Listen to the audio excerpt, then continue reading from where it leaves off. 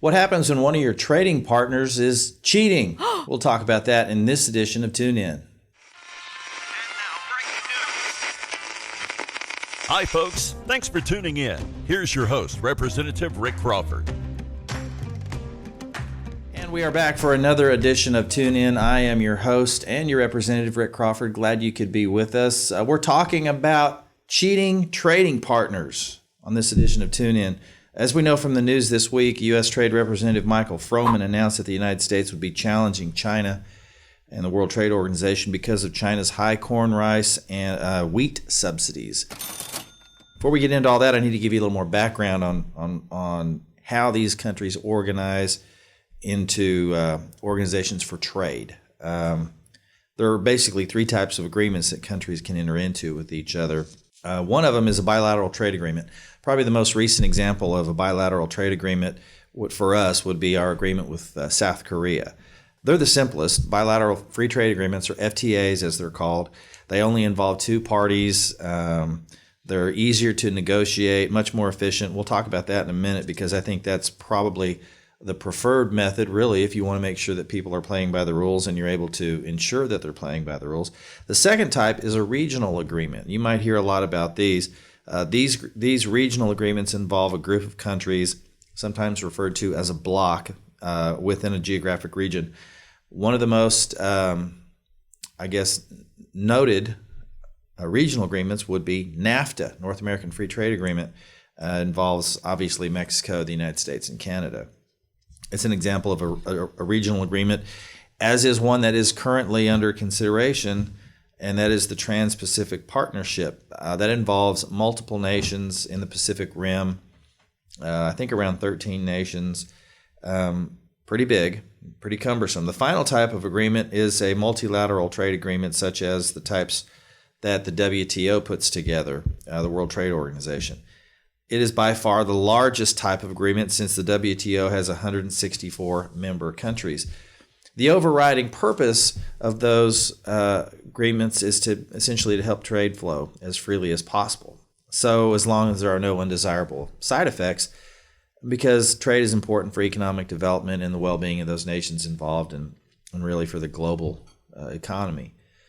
So while the size of the WTO allows for a lot of countries, member nations, to trade fairly with each other, and the key is fairly. When we talk about free trade, and I am certainly for fair trade, free trade and fair trade should not be used interchangeably.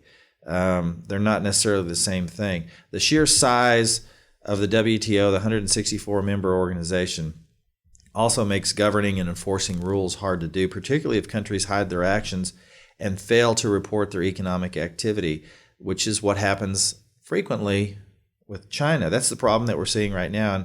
And it's not the first time that this has happened with China. In fact, this most recent case that Ambassador Froman has brought against China and the WTO is the 14th challenge that the United States has brought against China since 2009. We're not the only ones who have problems with China. Other countries complain that China floods their market with cheap manufactured goods, subsidized by an undervalued currency, or that it still skews its own markets against foreign companies, in some cases being slow to implement WTO rules. That's been one of the ongoing problems since their accession into the WTO.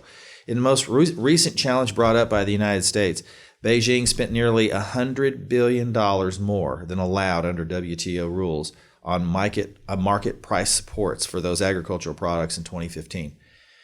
That type of support really makes it easier for the Chinese to sell their crops at a lower price on the world market than the U.S. producers do, despite the fact that we have a much more productive and efficient agriculture base. So let me just put this into some perspective here.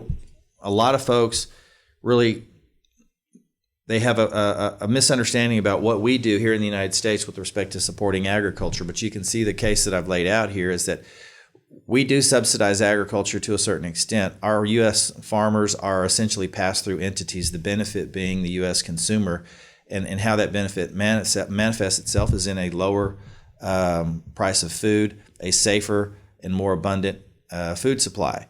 So we call that like a market basket effect here. So what you're paying for your food. Well, when we're up against a competitive model like the Chinese have, where they're subsidizing at a very high level, and on top of that, they manipulate their currency, it makes it difficult for us to compete in the global market. Now, we have 300 million people roughly in the United States, and our producers are very efficient and very productive.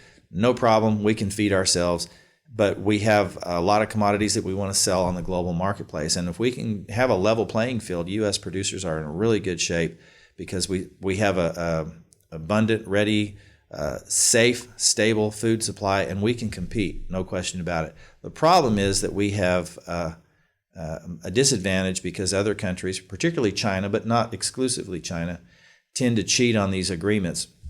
So interesting to see. I'm encouraged, though, that WTO is actually taking some action. And as far as I'm concerned, it's been a long time coming, and we do need to hold these trading partners' feet to the fire when it comes to playing by the rules. We don't need to be the only ones playing by the rules, is my opinion. So we'll keep you posted as that develops, but interesting turn of events this week as we see the U.S. ambassador, U.S. Trade Ambassador Froman taking some pretty decisive action.